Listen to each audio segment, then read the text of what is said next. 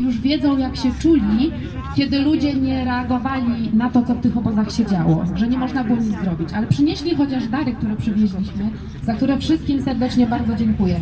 Dziewczynom ze Świebodzic, ze Świdnicy, z Wałbrzycha, z Dobromierza, z Jugowej, z Olszan, z Roztoki, za to, że mogliśmy dzisiaj przywieźć do szpitala w Chojnówce dary i za to, że dobrym słowem chociażby nas wspomagają. I wszystkim Państwu bardzo dziękujemy za wsparcie. Dziękuję. Teraz głos zabiorą Marina Kulia i Madina z dzieci z dworca Brześć. Madina jest uchodźczynią, oddaję wam głos, dziewczyny. Do domów starości, żeby przytulić polską babcię, żeby przytulić starość. To są osoby, które wraz z bezdomnymi robią karmniki dla ptaków, które są pożyteczne, potrzebne i wtedy ich też nie wpuszczano. Teraz są wartością dodaną do nas, do ludzi mieszkających tu. Ja też nie jestem z tą, nie jestem Polką, ale jestem mamą, jestem człowiekiem.